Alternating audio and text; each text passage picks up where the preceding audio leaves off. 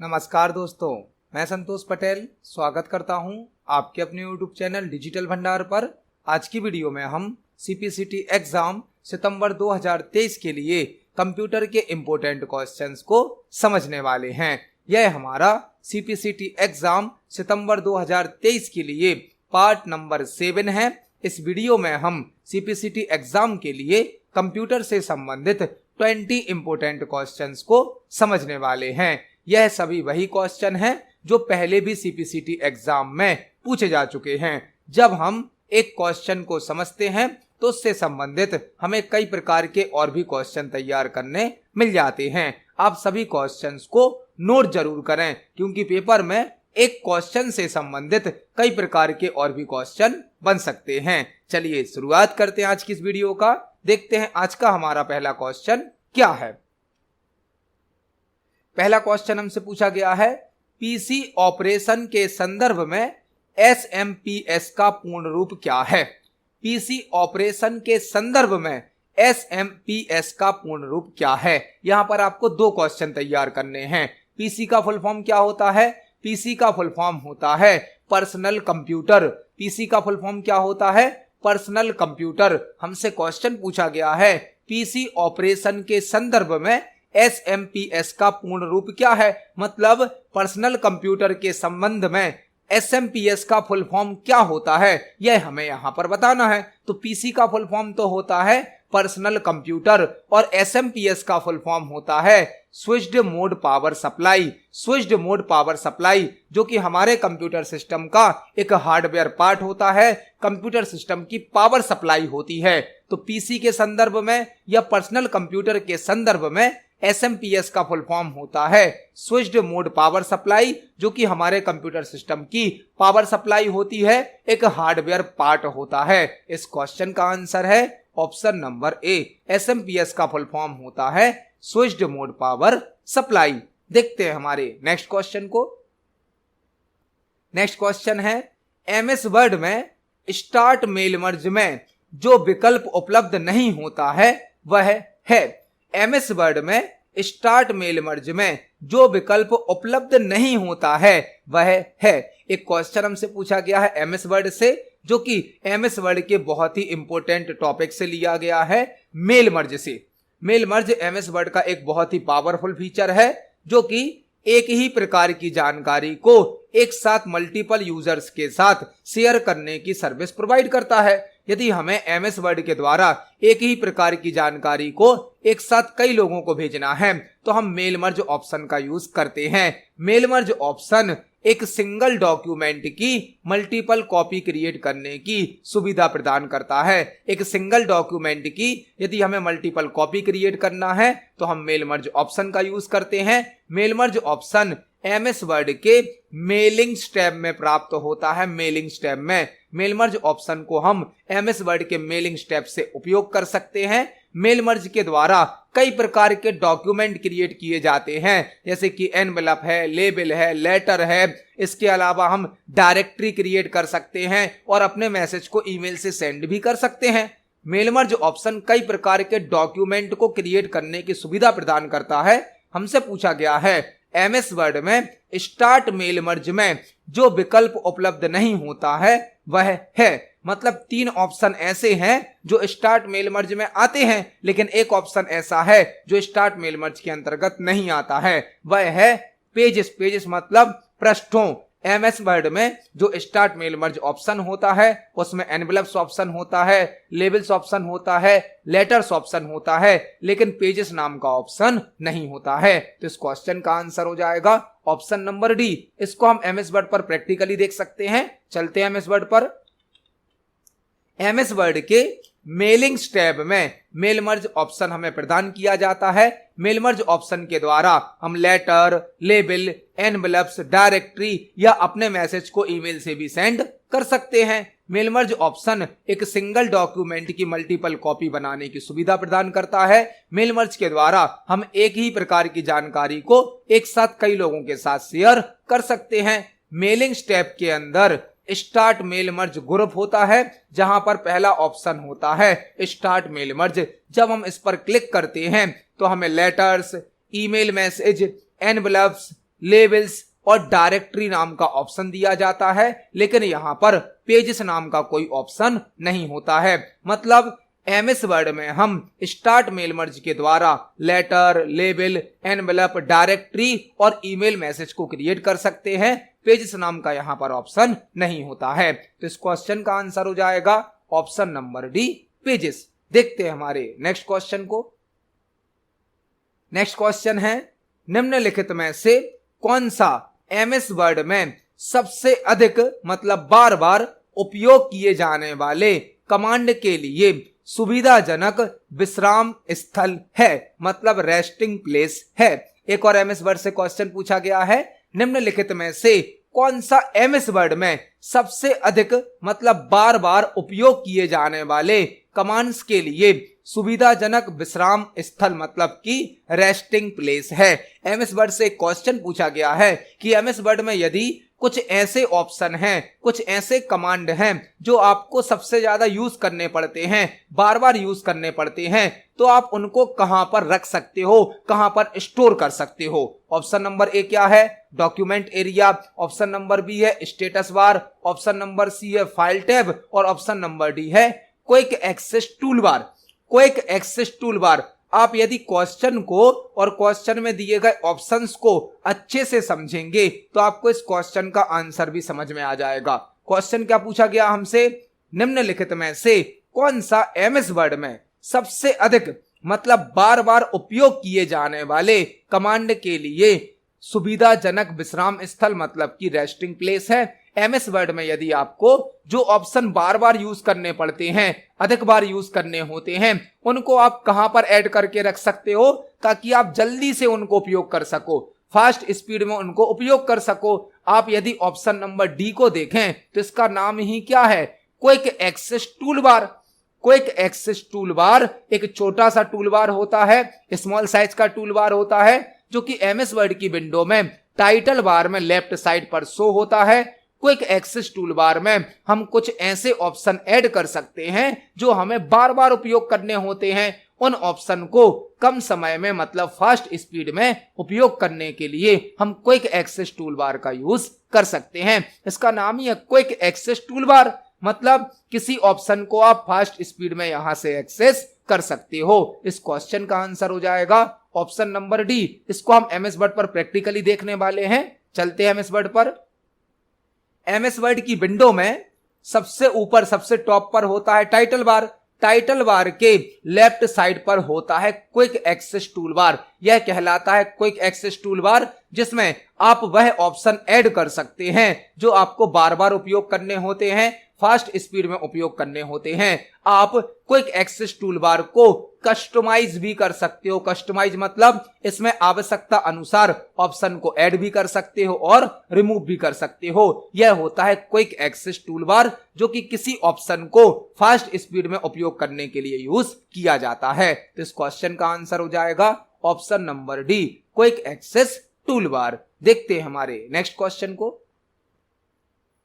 Next question है, MS Word में blank mode का उपयोग राइटिंग टूल्स और मेन्यू को छिपाने के लिए और स्वयं पृष्ठों के लिए अधिक जगह छोड़ने के लिए किया जाता है। एमएस वर्ड से अगला क्वेश्चन भी हमें मिला। एमएस वर्ड में ब्लैंक मोड का उपयोग राइटिंग टूल्स और मेन्यू को छिपाने के लिए और स्वयं पृष्ठों के लिए अधिक जगह छोड़ने के लिए किया जाता है। एमएस वर्ड से क्वेश्चन पूछा गया है कि एमएस वर्ड में ऐसा कौन सा मोड होता है जिसमें राइटिंग टूल्स और मेन्यू हाइड हो जाते हैं और जो पेज होता है वह अधिक एरिया पर हमें शो किया जाता है, बड़े एरिया में पेज को शो किया जाता है। एमएस वर्ड में ब्लैंक मोड का उपयोग राइटिंग टूल्स और मेन्यू को छिपाने के लिए और स्वयं पृष्ठों के लिए अधिक जगह छोड़ने के लिए किया जाता है। एमएस वर्ड से क्वेश्चन पूछा गया है कि एमएस वर्ड में किस मोड का उपयोग राइटिंग टूल्स और मेन्यू को हाइड करने के लिए किया जाता है, और जब यह हाइड हो जाते हैं तो जो हमारा पेज होता है वह अधिक एरिया में हमें शो किया जाता है। जब आप एमएस वर्ड में कोई डॉक्यूमेंट तैयार करते हैं, कोई फाइल तैयार करते हैं, तो पेज को अलग अलग तरीके से शो करने के लिए हमें मल्टीपल टाइप के व्यू प्रदान किए जाते हैं। व्यू जब हम एमएस वर्ड में कोई फाइल बनाते हैं तो उस फाइल में जो पेज होते हैं उन पेज को अलग अलग तरीके से शो करने के लिए कई प्रकार के व्यू दिए जाते हैं। सभी प्रकार के व्यू हमें एमएस वर्ड के व्यू टैब में प्राप्त होते हैं। By default print layout view set होता है। बाय डिफॉल्ट कौन सा व्यू होता है? Print layout view. MS Word में पेज को अलग अलग तरीके से शो करने के लिए कई प्रकार के व्यू होते हैं। सभी प्रकार के व्यू हमें व्यू टैब में प्राप्त होते हैं। एमएस वर्ड का डिफॉल्ट व्यू होता है print layout view. MS Word में टोटल 5 प्रकार के व्यू होते हैं और डिफॉल्ट व्यू कौन सा होता है? Print layout view. हमसे क्वेश्चन पूछा गया है, ऐसा कौन सा मोड होता है जिसमें राइटिंग टूल्स और मेन्यू हाइड हो जाते हैं और पेज हमें ज्यादा एरिया में शो किया जाता है? वह कहलाता है read mode. Read mode. Read mode मतलब जिसमें आप केवल पेज को पढ़ पाएंगे, देख पाएंगे, चेक कर पाएंगे, लेकिन उसमें कोई राइटिंग का वर्क या फॉर्मेटिंग का वर्क नहीं कर पाएंगे। तो एमएस वर्ड में रीड मोड नाम का एक व्यू होता है, पेज व्यू, जो कि हमें व्यू टैब में प्राप्त होता है, जिसमें हमारे जो एमएस वर्ड के टैब और मेन्यू होते हैं वह सभी हाइड हो जाते हैं। हमें केवल पेज शो किया जाता है जो कि लार्ज साइज पर हमें शो कर दिया जाता है। तो इस क्वेश्चन का आंसर हो जाएगा ऑप्शन नंबर ए, रीड मोड। इसको हम प्रैक्टिकली देख सकते हैं। चलते हैं एमएस वर्ड पर। एमएस वर्ड में जब हम कोई डॉक्यूमेंट फाइल बनाते हैं तो पेज को अलग अलग तरीके से शो करने के लिए व्यू टैब के अंतर्गत हमें 5 प्रकार के व्यू दिए जाते हैं। बाय डिफॉल्ट होता है print layout view. Print layout view by default कौन सा व्यू होता है? Print layout view. हमसे जो क्वेश्चन पूछा गया था उसमें दिया गया था रीड मोड। यदि हम रीड मोड को ऑन कर दें तो हमारे कंप्यूटर पर जो एमएस वर्ड सॉफ्टवेयर ओपन है इसमें टैब और राइटिंग टूल को, मेन्यू को क्या कर दिया गया है? हाइड कर दिया गया है और पेज को फुल स्क्रीन पर शो किया जा रहा है। अब हम पेज में एडिटिंग और फॉर्मेटिंग नहीं कर सकते हैं, केवल अपने पेज को रीड कर सकते हैं और पेज को बड़ी साइज पर भी शो किया जाता है। यह कहलाता है रीड मोड, जो कि फाइल को केवल रीड करने की सर्विस देता है। रीड मोड में हम एडिटिंग और फॉर्मेटिंग नहीं कर सकते हैं। तो इस क्वेश्चन का आंसर हो जाएगा ऑप्शन नंबर ए, रीड मोड। देखते हैं हमारे नेक्स्ट क्वेश्चन को। नेक्स्ट क्वेश्चन है, एमएस वर्ड डॉक्यूमेंट में पेज संख्या इंसर्ट करने के कई तरीके हो सकते हैं। निम्नलिखित में से कौन सा चरण आपको पेज संख्या इंसर्ट करने में सहायता करता है? एमएस वर्ड का एक और क्वेश्चन मिला। एमएस वर्ड डॉक्यूमेंट में पेज संख्या मतलब पेज नंबर इंसर्ट करने के कई तरीके हो सकते हैं, कई मेथड हो सकती हैं। निम्नलिखित में से कौन सा स्टेप आपको पेज नंबर इंसर्ट करने में हेल्प करता है? यहां पर हमसे पूछा गया है कि एमएस वर्ड का जो पेज होता है उसमें हम पेज नंबर ऐड करने के लिए कई तरीके की मेथड यूज कर सकते हैं। जो हमें ऑप्शन दिए गए हैं इनमें से कौन सा ऑप्शन पेज में नंबर ऐड करने में हमारी हेल्प कर सकता है? ऑप्शन नंबर ए क्या है? Page number from insert menu. Option number B क्या है? Page setup from file menu. Option number C क्या है? Footnote from insert menu. और ऑप्शन नंबर डी क्या है? Page number from design menu. हमसे क्या पूछा गया है?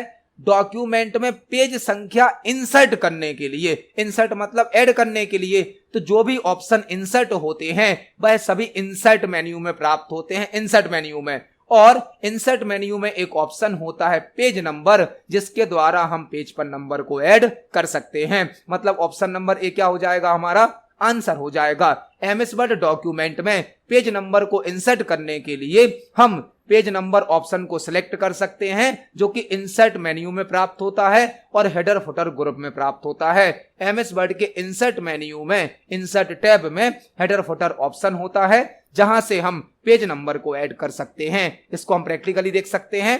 एमएस वर्ड के इंसर्ट टैब में, इंसर्ट टैब के अंदर हमें हेडर फुटर नाम का ग्रुप दिया जाता है, जहां पर एक ऑप्शन होता है पेज नंबर। इस ऑप्शन के द्वारा हम अपने डॉक्यूमेंट में पेज नंबर को ऐड कर सकते हैं। यह हमारे क्वेश्चन का आंसर है। मतलब इस क्वेश्चन का आंसर हो जाएगा option number A, page number from insert menu. MS word के डॉक्यूमेंट में पेज नंबर ऐड करने के लिए हम पेज नंबर विकल्प का सिलेक्शन करेंगे, जो कि इंसर्ट मेन्यू के अंतर्गत प्राप्त होता है और हेडर फुटर ग्रुप के अंतर्गत प्राप्त होता है। इस क्वेश्चन का आंसर है ऑप्शन नंबर ए। देखते हैं हमारे नेक्स्ट क्वेश्चन को। नेक्स्ट क्वेश्चन है एमएस वर्ड में रैप टेक्स्ट फीचर द्वारा किया जाने वाला कार्य है। एमएस वर्ड में रैप टेक्स्ट फीचर द्वारा किया जाने वाला कार्य है। हमसे एक और क्वेश्चन एमएस वर्ड से पूछा गया है, एमएस वर्ड में रैप टेक्स्ट फीचर द्वारा किया जाने वाला कार्य है। रैप टेक्स्ट होता क्या है?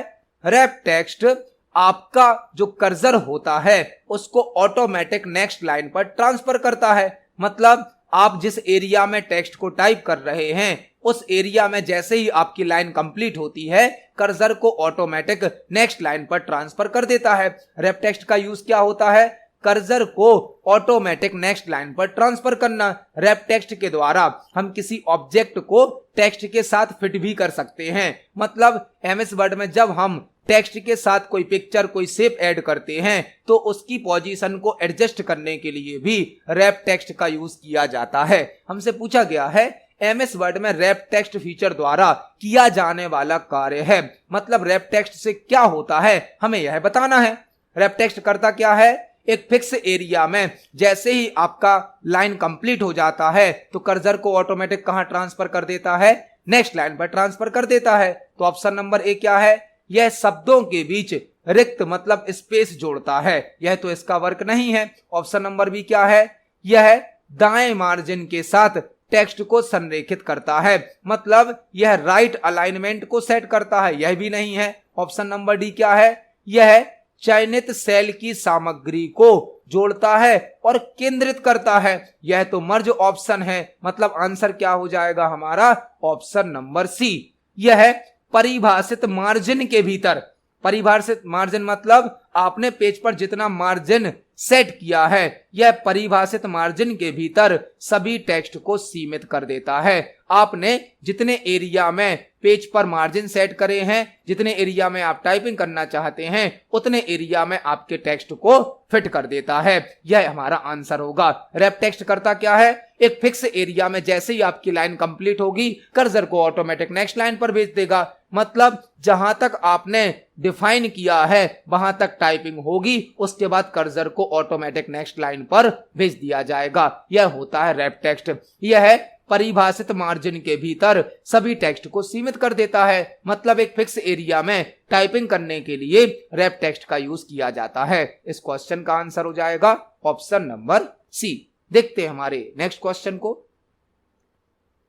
नेक्स्ट क्वेश्चन है आशीष इंटरनेट से एक फ्लैश प्लेयर स्थापित मतलब इंस्टॉल करना चाहता है।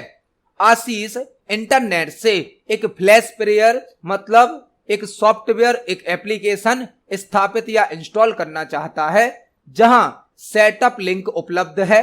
सेटअप को अपने कंप्यूटर पर सेव करने के लिए उसे किस प्रक्रिया का उपयोग करना चाहिए? आशीष इंटरनेट से एक फ्लैश प्लेयर स्थापित मतलब इंस्टॉल करना चाहता है जहां सेटअप लिंक उपलब्ध है। सेटअप को अपने कंप्यूटर पर सेव करने के लिए उसे किस प्रक्रिया का उपयोग करना चाहिए? हमसे क्वेश्चन पूछा गया है कि आशीष नाम का कोई पर्सन है, वह इंटरनेट से एक सॉफ्टवेयर को अपने कंप्यूटर पर इंस्टॉल करना चाहता है तो उसे जो सेटअप की लिंक दी गई है उस सेटअप की लिंक से उस सॉफ्टवेयर के जो सेटअप हैं उसको अपने कंप्यूटर पर लाने के लिए उसे किस प्रक्रिया का उपयोग करना होगा। यहां पर आपको दो टेक्निक समझनी है। एक होता है अपलोड, एक होता है डाउनलोड। अपलोडिंग मतलब आपके कंप्यूटर से किसी फाइल को इंटरनेट पर या सर्वर पर भेजना।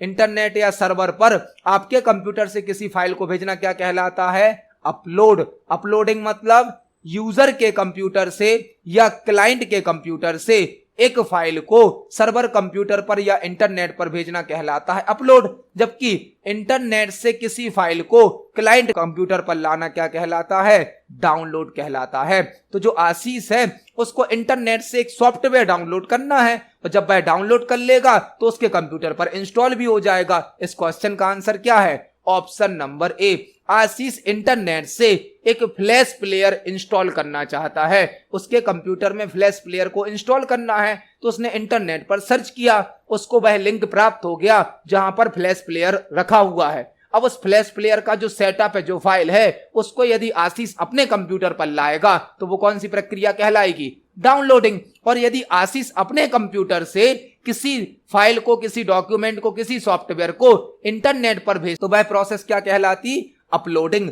मतलब यूजर के कंप्यूटर से या क्लाइंट कंप्यूटर से इंटरनेट पर किसी फाइल को भेजना अपलोडिंग कहलाता है, और इंटरनेट या सर्वर से किसी फाइल को यूजर के कंप्यूटर पर, क्लाइंट कंप्यूटर पर लाना डाउनलोडिंग कहलाता है। इस क्वेश्चन का आंसर हो जाएगा ऑप्शन नंबर ए, डाउनलोडिंग। फ्लैश प्लेयर क्या होता है?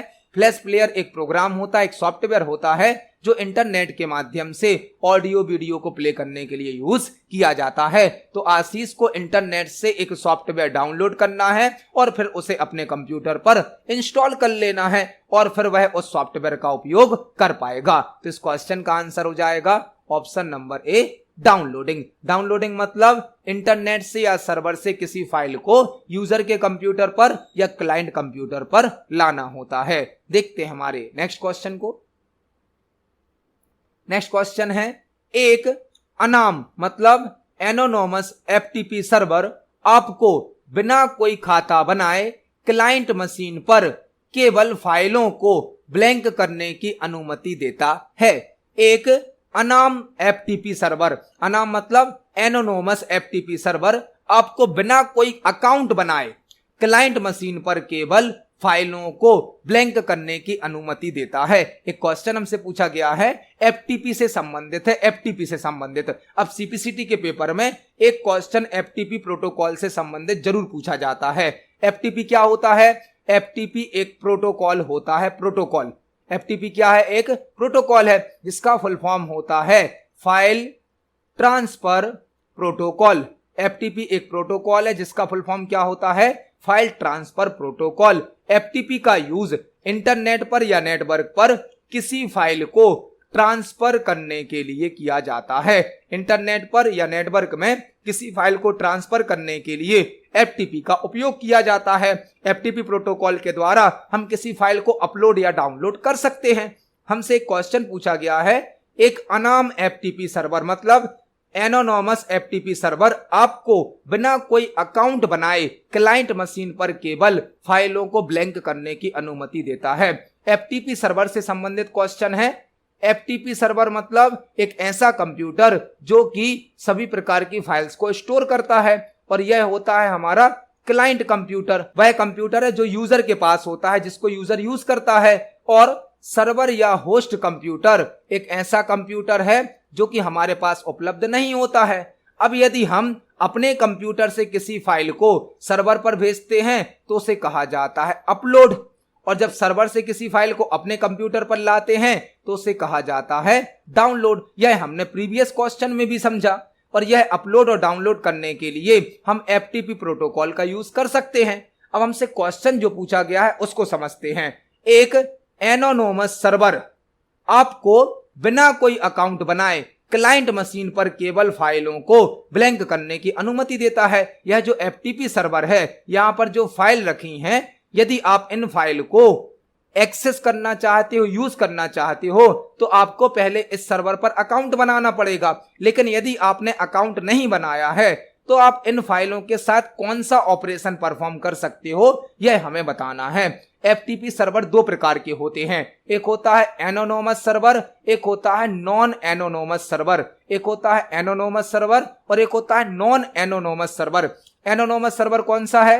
एनोनोमस सर्वर वह है जिस पर हमें अकाउंट बनाने की आवश्यकता नहीं होती है, जबकि नॉन एनोनोमस सर्वर वह होता है जिस पर पहले हमें अकाउंट बनाना होता है, उसके बाद ही हम फाइल को एक्सेस कर सकते हैं। लेकिन जो एनोनोमस सर्वर होता है यह बिना अकाउंट के फाइल को केवल डाउनलोड करने देता है। डाउनलोड मतलब सर्वर पर जो फाइल रखी है उसको आप बिना अकाउंट बनाए अपने क्लाइंट कंप्यूटर पर डाउनलोड तो कर सकते हो, लेकिन फाइल को अपलोड नहीं कर सकते। जबकि नॉन एनोनोमस सर्वर जो है वह अकाउंट बनाने के बाद यूज किया जाता है, और अकाउंट बनाने के बाद आप फाइल को अपलोड और डाउनलोड दोनों कर सकते हो। इस क्वेश्चन का आंसर होगा ऑप्शन नंबर ए, डाउनलोड। एफटीपी मतलब एक प्रोटोकॉल, फाइल ट्रांसफर प्रोटोकॉल, जो कि नेटवर्क में या इंटरनेट पर फाइल को ट्रांसफर करने की सुविधा प्रदान करता है। एफटीपी के द्वारा फाइल को अपलोड और डाउनलोड किया जा सकता है।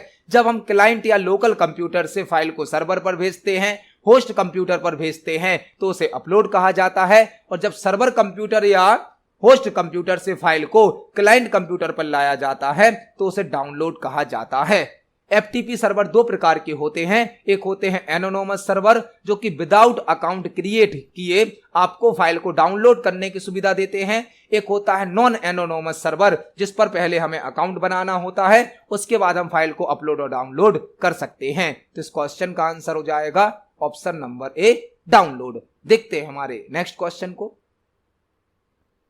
नेक्स्ट क्वेश्चन है, निम्नलिखित में से किसने पहली कॉमर्शियल हार्ड डिस्क पेश की थी? निम्नलिखित में से किसने पहली कॉमर्शियल हार्ड डिस्क पेश की थी? हमें 4 कंपनियों के नाम दिए गए हैं और हमें यहां पर बताना है इन चारों कंपनी में से किस कंपनी ने पहली कॉमर्शियल हार्ड डिस्क बनाई थी या पेश करी थी। निम्नलिखित में से किस कंपनी ने पहली कॉमर्शियल हार्ड डिस्क पेश करी थी? हमें 4 कंपनियों के नाम दिए गए हैं और हमें यहां पर बताना है कि इन चारों कंपनी में से किस कंपनी ने पहली कॉमर्शियल हार्ड डिस्क को पेश किया था। यहां पर हार्ड डिस्क से संबंधित आपको कुछ जानकारी होनी चाहिए। हार्ड डिस्क क्या है? हार्ड डिस्क हमारे कंप्यूटर की एक सेकेंडरी मेमोरी होती है, सेकेंडरी मेमोरी जो कि एक मैग्नेटिक डिस्क का एग्जाम्पल होती है, मैग्नेटिक डिस्क का एग्जाम्पल है। हार्ड डिस्क एक सेकेंडरी मेमोरी का टाइप है जो कि मैग्नेटिक डिस्क का टाइप है। हार्ड डिस्क में डेटा को परमानेंटली स्टोर किया जाता है और पहली commercial hard disk IBM company ने पेश करी थी। IBM का फुल फॉर्म क्या होता है? International business machine.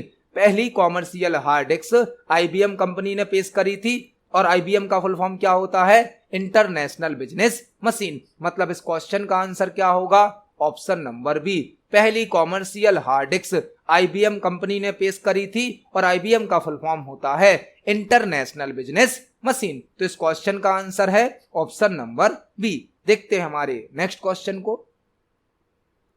Next question है, लाइनेक्स किस प्रकार का सॉफ्टवेयर है? नेक्स्ट क्वेश्चन हमसे पूछा गया है लाइनेक्स किस प्रकार का सॉफ्टवेयर है। बहुत ही बेसिक सा और सिंपल सा क्वेश्चन है। यदि आप हमारे प्रीवियस वीडियोस को देख रहे हैं तो आपको इस क्वेश्चन का आंसर जरूर पता होगा। हमने प्रीवियस वीडियोस में लाइनेक्स से संबंधित कई प्रकार के क्वेश्चन को तैयार किया है। क्वेश्चन हमसे क्या पूछा गया है? लाइनेक्स किस प्रकार का सॉफ्टवेयर है? ऑप्शन नंबर ए है driver software, option number B है system software, option number C है यूटिलिटी सॉफ्टवेयर और ऑप्शन नंबर डी है एप्लीकेशन सॉफ्टवेयर। तो लाइनेक्स क्या है? लाइनेक्स एक ऑपरेटिंग सिस्टम होता है। लाइनेक्स एक सिस्टम सॉफ्टवेयर का एग्जाम्पल है। लाइनेक्स एक फ्री सॉफ्टवेयर है। लाइनेक्स एक ओपन सोर्स ऑपरेटिंग सिस्टम है। लाइनेक्स को लिनस टोरवाल्ड्स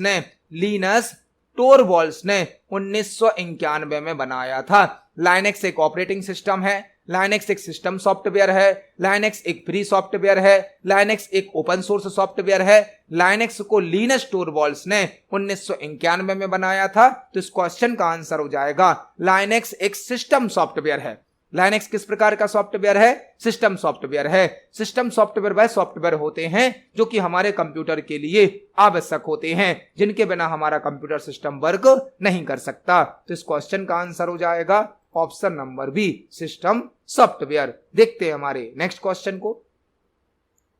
नेक्स्ट क्वेश्चन है, सुपर कंप्यूटर मुख्य रूप से किसके लिए उपयोगी है? सुपर कंप्यूटर मुख्य रूप से किसके लिए उपयोगी है? एक क्वेश्चन हमसे पूछा गया है, सुपर कंप्यूटर मुख्य रूप से किसके लिए उपयोगी है? सुपर कंप्यूटर से संबंधित एक क्वेश्चन पेपर में आ जाता है तो आपको सुपर कंप्यूटर से संबंधित कुछ इंपॉर्टेंट इंफॉर्मेशन जरूर पता होनी चाहिए। जैसा कि इसका नाम है सुपर कंप्यूटर। सुपर कंप्यूटर मतलब जो साइज में सबसे ज्यादा बड़ा होगा, स्पीड में सबसे अधिक फास्ट होगा और कॉस्ट में सबसे अधिक महंगा होगा। एक ऐसा कंप्यूटर जो साइज में सबसे बड़ा होता है, स्पीड में सबसे अधिक फास्ट होता है और कॉस्ट में सबसे अधिक महंगा होता है, वह कहलाता है सुपर कंप्यूटर। सुपर कंप्यूटर इसका नाम ही है। सुपर कंप्यूटर मतलब एक ऐसा कंप्यूटर जो अदर कंप्यूटर से साइज में बड़ा है, स्पीड में सबसे अधिक फास्ट है और कॉस्ट में सबसे अधिक महंगा है। एक ऐसा कंप्यूटर जो एक साथ लाखों करोड़ों प्रोसेस को एग्जीक्यूट कर सकता है। एक ऐसा कंप्यूटर जो एक साथ मल्टीपल यूजर की प्रोसेस को कंप्लीट कर सकता है, वह कहलाता है सुपर कंप्यूटर। हमसे पूछा गया है सुपर कंप्यूटर मुख्य रूप से किसके लिए उपयोगी है। सुपर कंप्यूटर किसके लिए उपयोगी है? ऑप्शन नंबर ए है basic word processing operation.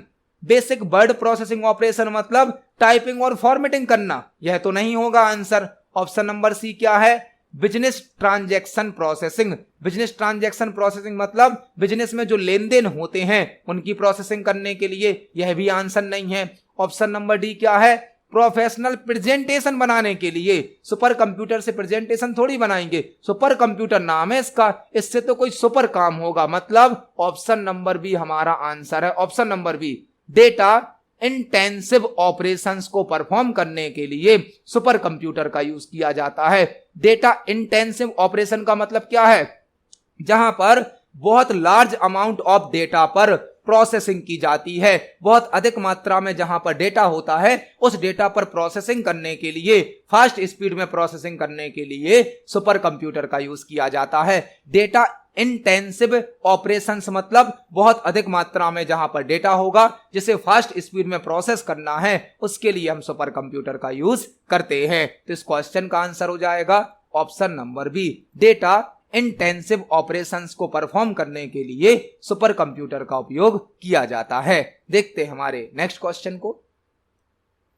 Next question है, निम्न में से कौन सा एक नेटवर्क डिवाइस नहीं है?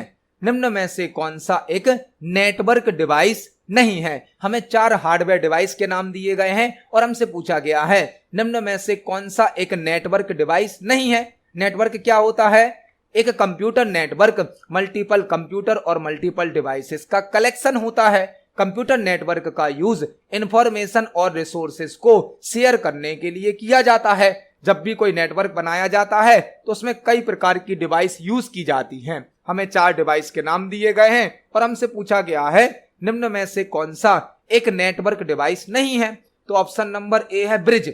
ब्रिज तो एक नेटवर्क डिवाइस है जो कि अलग अलग नेटवर्क के पार्ट्स को, मतलब अलग अलग नेटवर्क को आपस में जोड़ता है। ब्रिज एक नेटवर्क डिवाइस है जो नेटवर्क के पार्ट्स को, मतलब अलग अलग नेटवर्क को आपस में जोड़ देता है। ब्रिज केवल उन्हीं नेटवर्क को आपस में कनेक्ट करता है जिन नेटवर्क में एक जैसे प्रोटोकॉल यूज किए जाते हैं। मतलब 2 अलग अलग नेटवर्क हैं लेकिन उनमें एक समान प्रोटोकॉल यूज किए जाते हैं, तो ऐसे नेटवर्क को हम ब्रिज से कनेक्ट कर सकते हैं। ब्रिज एक नेटवर्किंग डिवाइस है जो अलग अलग 2 नेटवर्क को आपस में कनेक्ट करेगी, लेकिन दोनों नेटवर्क में एक जैसे प्रोटोकॉल यूज होने चाहिए। जबकि एक डिवाइस होती है गेटवे।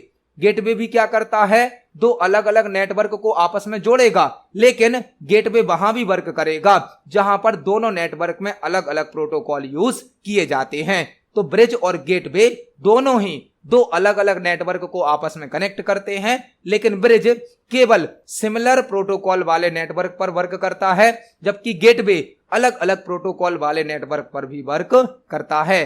तो ऑप्शन नंबर बी क्या है हमारा? राउटर। राउटर भी एक नेटवर्किंग डिवाइस है।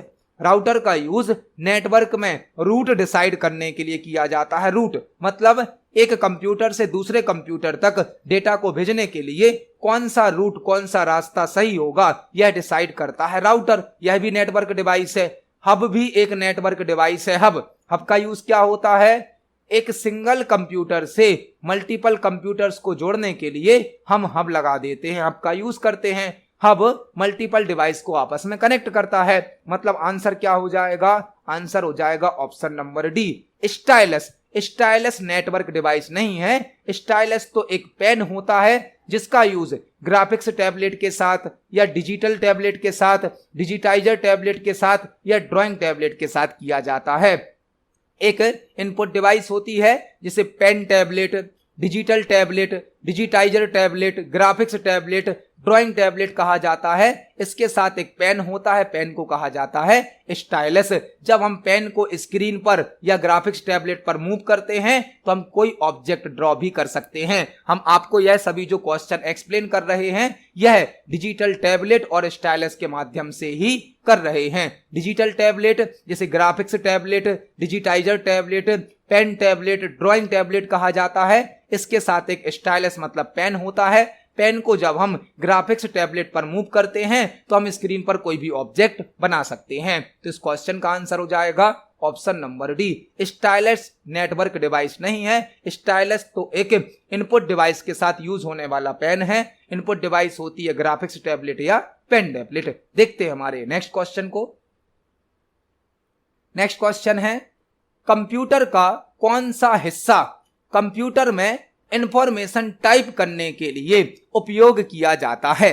कंप्यूटर का कौन सा हिस्सा कंप्यूटर में इंफॉर्मेशन टाइप करने के लिए उपयोग किया जाता है? आप देख सकते हैं सीपीसीटी के पेपर में इतने आसान क्वेश्चन भी पूछे जाते हैं। कंप्यूटर का कौन सा हिस्सा कंप्यूटर में इंफॉर्मेशन को टाइप करने के लिए उपयोग किया जाता है? यदि आपको कोई जानकारी टाइप करके कंप्यूटर में भेजनी है तो आप किसका उपयोग करेंगे? आप कीबोर्ड का उपयोग करेंगे। कीबोर्ड क्या है? कीबोर्ड एक इनपुट डिवाइस होती है जिससे हम किसी भी प्रकार की इंफॉर्मेशन को टाइप करके इनपुट कर सकते हैं। तो कंप्यूटर का कौन सा हिस्सा कंप्यूटर में इंफॉर्मेशन टाइप करने के लिए उपयोग किया जाता है? वह होगा कीबोर्ड। कीबोर्ड जो कि एक इनपुट डिवाइस है जिसके माध्यम से हम कई प्रकार के डेटा को कंप्यूटर में इनपुट कर सकते हैं। इस क्वेश्चन का आंसर हो जाएगा ऑप्शन नंबर सी। देखते हैं हमारे नेक्स्ट क्वेश्चन को। नेक्स्ट क्वेश्चन है, एक असेंबलर का उपयोग ब्लैंक में लिखे गए प्रोग्राम का अनुवाद करने के लिए किया जाता है। एक असेंबलर का उपयोग ब्लैंक में लिखे गए प्रोग्राम का अनुवाद करने के लिए किया जाता है। यदि आप हमारे प्रीवियस वीडियोस को देख रहे हैं तो आपको इस क्वेश्चन का आंसर जरूर पता होगा। हमसे क्वेश्चन पूछा गया है, एक असेंबलर का उपयोग ब्लैंक में लिखे गए प्रोग्राम का अनुवाद करने के लिए किया जाता है। मतलब असेंबलर किसको ट्रांसलेट करता है, क्या ट्रांसलेट करता है, यह हमसे पूछा गया है। ऑप्शन नंबर ए क्या है? निम्न स्तरीय भाषा। ऑप्शन नंबर बी है एक मशीन भाषा। ऑप्शन नंबर सी है एक उच्च स्तरीय भाषा। और ऑप्शन नंबर डी है एक असेंबली भाषा। तो असेंबलर क्या होता है? असेंबलर एक सिस्टम सॉफ्टवेयर होता है। सिस्टम सॉफ्टवेयर जैसे कि कंपाइलर और इंटरप्रेटर हैं, वैसे ही होता है असेंबलर सिस्टम सॉफ्टवेयर, जो कि एक लैंग्वेज ट्रांसलेटर होता है, एक लैंग्वेज प्रोसेसर होता है। जो असेंबलर है, कंपाइलर है, इंटरप्रेटर है, यह तीनों ही सिस्टम सॉफ्टवेयर हैं, तीनों ही लैंग्वेज ट्रांसलेटर हैं, तीनों ही लैंग्वेज प्रोसेसर हैं। असेंबलर का यूज असेंबली लैंग्वेज को मशीन लैंग्वेज में कन्वर्ट करने के लिए किया जाता है। मशीन लैंग्वेज मतलब बाइनरी लैंग्वेज 0-1 की लैंग्वेज, जिसे हम फर्स्ट जनरेशन की लैंग्वेज भी कहते हैं। असेंबली लैंग्वेज को यदि हमें मशीन लैंग्वेज में बदलना है तो इसके लिए असेंबलर की आवश्यकता होती है। असेंबलर की मतलब इस क्वेश्चन का आंसर क्या हो जाएगा? Option number D. एक असेंबली भाषा में लिखे गए प्रोग्राम का अनुवाद करने के लिए असेंबलर का उपयोग किया जाता है। असेंबलर होता क्या है? एक सिस्टम सॉफ्टवेयर है, एक लैंग्वेज ट्रांसलेटर है, लैंग्वेज प्रोसेसर है, जो कि असेंबली लैंग्वेज में बनाए गए प्रोग्राम को मशीन लैंग्वेज में या बाइनरी लैंग्वेज में कन्वर्ट करता है। मशीन लैंग्वेज, बाइनरी लैंग्वेज जो कि 0-1 की लैंग्वेज होती है, जिसे फर्स्ट जनरेशन की प्रोग्रामिंग लैंग्वेज कहा जाता है। आपको असेंबली लैंग्वेज से संबंधित कुछ इंफॉर्मेशन और पता होनी चाहिए। असेंबली लैंग्वेज सेकंड जनरेशन की प्रोग्रामिंग लैंग्वेज है। असेंबली लैंग्वेज में नेमोनिक कोड यूज किए जाते हैं। नेमोनिक कोड क्या होते हैं? किसी शब्द का शॉर्ट फॉर्म, जैसे सब्ट्रैक्शन को सब लिख सकते हैं, एडिशन को ऐड लिख सकते हैं। तो असेंबली लैंग्वेज सेकंड जनरेशन की प्रोग्रामिंग लैंग्वेज है जिसमें नेमोनिक कोड यूज किए जाते हैं। नेमोनिक कोड मतलब किसी शब्द के शॉर्ट फॉर्म, यहां पर एम साइलेंट होता है। नेमोनिक कोड का यूज असेंबली लैंग्वेज में किया जाता है। असेंबली लैंग्वेज को मशीन लैंग्वेज में बदलने के लिए असेंबलर का यूज किया जाता है। तो इस क्वेश्चन का आंसर हो जाएगा ऑप्शन नंबर डी। एक असेंबली भाषा में लिखे गए प्रोग्राम को असेंबलर के द्वारा ट्रांसलेट या अनुवाद किया जाता है। देखते हैं हमारे नेक्स्ट क्वेश्चन को। नेक्स्ट क्वेश्चन है, एम्बेडेड सॉफ्टवेयर का प्रयोग ब्लैंक में होता है। एम्बेडेड सॉफ्टवेयर का उपयोग ब्लैंक में होता है। हमसे क्वेश्चन पूछा गया है, एम्बेडेड सॉफ्टवेयर का प्रयोग कहां पर होता है? एम्बेडेड सॉफ्टवेयर होता क्या है? एम्बेडेड सॉफ्टवेयर एक ऐसा सॉफ्टवेयर है जो किसी हार्डवेयर डिवाइस को कंट्रोल करने के लिए यूज किया जाता है। कुछ ऐसी हार्डवेयर डिवाइस हैं जो कि नॉन कंप्यूटर होती हैं। नॉन कंप्यूटर मतलब कंप्यूटर से संबंधित नहीं होती हैं। ऐसी कुछ हार्डवेयर डिवाइस को कंट्रोल करने के लिए, ऑपरेट करने के लिए एक सॉफ्टवेयर की आवश्यकता होती है जिसे कहा जाता है एम्बेडेड सॉफ्टवेयर। इस एम्बेडेड सॉफ्टवेयर को उस हार्डवेयर डिवाइस में ही स्टोर कर दिया जाता है और यह सॉफ्टवेयर उस डिवाइस को कंट्रोल करता है। एम्बेडेड सॉफ्टवेयर मतलब किसी डिवाइस को कंट्रोल करने वाला सॉफ्टवेयर जो कि उसी डिवाइस में स्टोर कर दिया जाता है, रख दिया जाता है, उसे कहा जाता है एम्बेडेड सॉफ्टवेयर। और एम्बेडेड सॉफ्टवेयर का यूज जनरली किया जाता है स्मार्ट वॉचेस में। स्मार्ट वॉचेस में जो चिप होती हैं, आईसी होती हैं, कुछ हार्डवेयर पार्ट होते हैं जिनको कंट्रोल करने के लिए कुछ सॉफ्टवेयर की आवश्यकता होती है जो उसी चिप में स्टोर कर दिए जाते हैं, वह कहलाते हैं एम्बेडेड सॉफ्टवेयर। एम्बेडेड मतलब हार्डवेयर के साथ ही जुड़ जाता है, एम्बेड हो जाता है। किसी हार्डवेयर डिवाइस को कंट्रोल करने के लिए, यूज करने के लिए जिस सॉफ्टवेयर की आवश्यकता होती है वह उस डिवाइस के अंदर ही स्टोर करने के लिए एम्बेडेड सॉफ्टवेयर का यूज किया जाता है और इसका उपयोग जनरली स्मार्ट वॉचेस के साथ किया जाता है। तो इस क्वेश्चन का आंसर हो जाएगा ऑप्शन नंबर बी। देखते हैं हमारे नेक्स्ट क्वेश्चन को। नेक्स्ट क्वेश्चन है, निम्न में से कौन सी ऑप्टिकल डिस्क केवल एक बार ऑडियो तथा वीडियो डेटा के साथ राइट की जा सकती है? निम्नलिखित में से कौन सी ऑप्टिकल डिस्क केवल एक बार ऑडियो तथा वीडियो डेटा के साथ राइट की जा सकती है? हमसे क्वेश्चन पूछा गया है, निम्नलिखित में से कौन सी ऑप्टिकल डिस्क केवल एक बार ऑडियो या वीडियो डेटा के साथ राइट की जा सकती है? ऑप्टिकल डिस्क होती क्या है? ऑप्टिकल डिस्क, ऑप्टिकल डिस्क एक सेकेंडरी मेमोरी का टाइप है। सेकेंडरी मेमोरी का टाइप होती है ऑप्टिकल डिस्क, जैसे कि सीडी, डीवीडी, ब्लूरे, यह सभी क्या कहलाती हैं?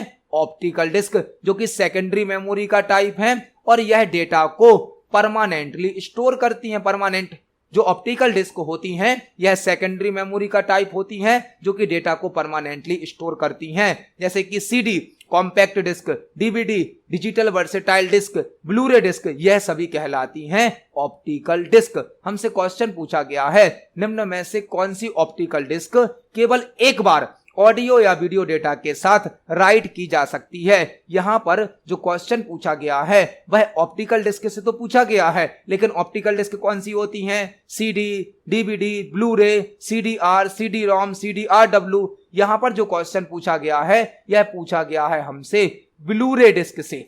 ब्लूरे डिस्क से, ब्लूरे डिस्क, ब्लूरे डिस्क क्या है? सीडी और डीवीडी के समान ही एक ऑप्टिकल डिस्क होती है जो कि सीडी और डीवीडी से अधिक मात्रा में डेटा को स्टोर करती है। सीडी में हम 700 MB तक का डेटा स्टोर कर सकते हैं, डीवीडी में हम 4.7 GB तक का 4.7 GB तक का डेटा स्टोर कर सकते हैं, लेकिन ब्लूरे डिस्क में एक साइड पर, एक लेयर पर 25 GB तक का डेटा स्टोर हो जाता है।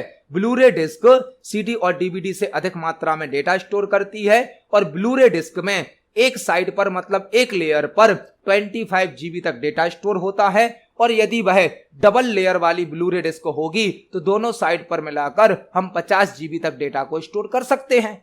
अब हमसे क्वेश्चन पूछा गया है, निम्न में से कौन सी ऑप्टिकल डिस्क केवल एक बार ऑडियो या वीडियो डेटा के साथ राइट की जा सकती है? मतलब ऐसी कौन सी ब्लूरे हमें यहां पर दी गई है जिसमें हम केवल एक बार ऑडियो या वीडियो डेटा को स्टोर कर सकते हैं लेकिन दोबारा उसे चेंज नहीं कर सकते?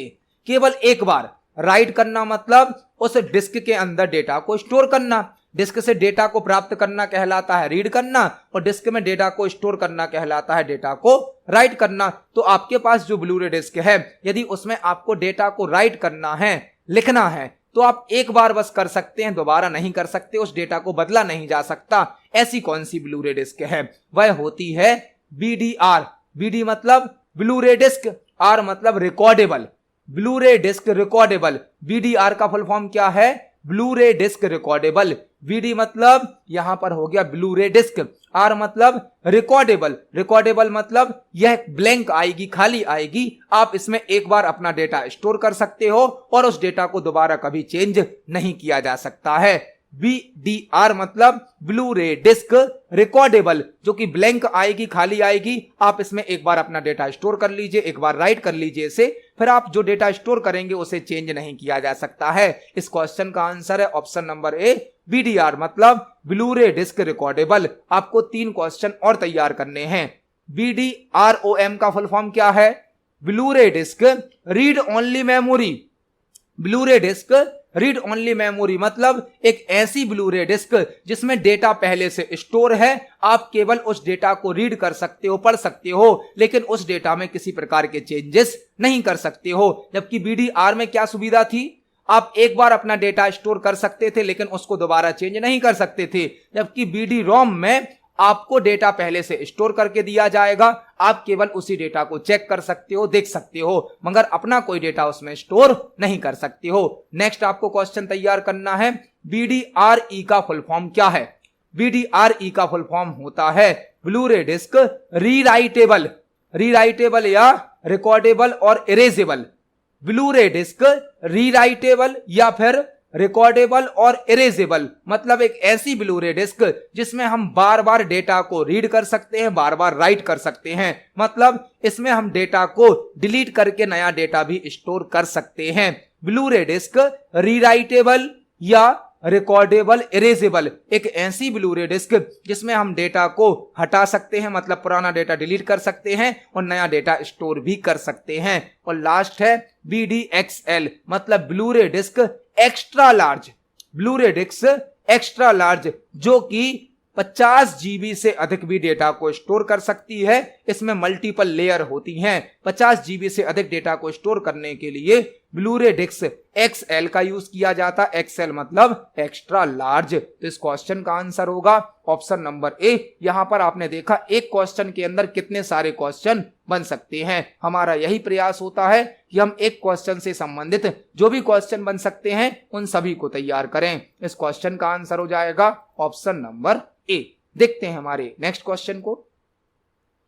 नेक्स्ट क्वेश्चन है, निम्नलिखित में से कौन सा एक CPU का बुनियादी निर्माण ब्लॉक है? निम्नलिखित में से कौन सा एक CPU का बुनियादी निर्माण ब्लॉक है? हमसे क्वेश्चन पूछा गया है निम्नलिखित में से कौन सा एक CPU का बिल्डिंग ब्लॉक्स है। बिल्डिंग ब्लॉक्स मतलब जिनसे मिलकर CPU बना होता है। CPU मतलब central processing unit. Central processing unit. Central processing unit जिसे हमारे कंप्यूटर का प्रोसेसर भी कहा जाता है, हमारे कंप्यूटर सिस्टम का ब्रेन भी कहा जाता है। CPU मतलब प्रोसेसर जिसका फुल फॉर्म होता है सेंट्रल प्रोसेसिंग यूनिट। हमारे कंप्यूटर सिस्टम का ब्रेन होता है, दिमाग होता है।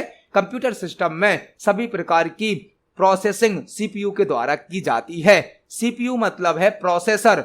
आप कैबिनेट को CPU मत समझिए। आपके कंप्यूटर के साथ एक मॉनिटर होगा और एक बॉक्स होगा जिसे सिस्टम यूनिट कहा जाता है। सिस्टम यूनिट, इसे CPU नहीं कहेंगे। यह होती है सिस्टम यूनिट या कैबिनेट। इसके अंदर लगी होती है मदरबोर्ड। मदरबोर्ड में लगा होता है CPU या प्रोसेसर।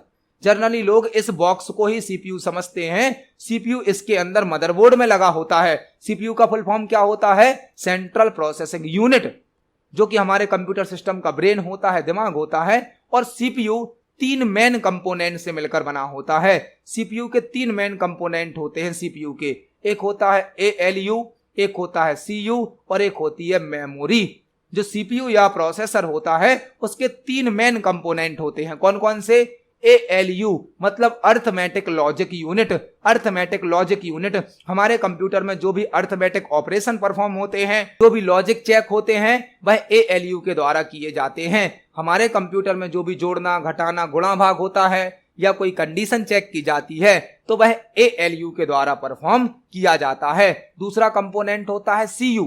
CU मतलब कंट्रोल यूनिट। Control unit. और CPU के अंदर मेमोरी में होता है रजिस्टर। रजिस्टर एक सबसे छोटी और सबसे फास्ट मेमोरी है जो कि CPU मतलब प्रोसेसर के अंदर होती है।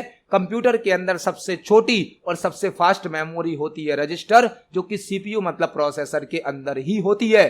तो CPU या प्रोसेसर 3 कंपोनेंट से मिलकर बना है, ALU, CU और मेमोरी। तो हमसे यहां पर पूछा गया था निम्नलिखित में से कौन सा एक CPU का बुनियादी निर्माण ब्लॉक है। रैम तो है नहीं, टाइमर भी नहीं है, रोम भी नहीं है। आंसर क्या हो जाएगा? ALU। ALU, CU और मेमोरी। मेमोरी मतलब रजिस्टर। यह तीनों ही CPU के कंपोनेंट होते हैं। तो इस क्वेश्चन का आंसर हो जाएगा ऑप्शन नंबर ए, ALU। ALU का फुल फॉर्म होता है अर्थमेटिक लॉजिक यूनिट, CU का फुल फॉर्म होता है कंट्रोल यूनिट, RAM का फुल फॉर्म होता है रैंडम एक्सेस मेमोरी, ROM का फुल फॉर्म होता है रीड ओनली मेमोरी। तो इस क्वेश्चन का आंसर हो जाएगा ऑप्शन नंबर ए। देखते हैं हमारे नेक्स्ट क्वेश्चन को।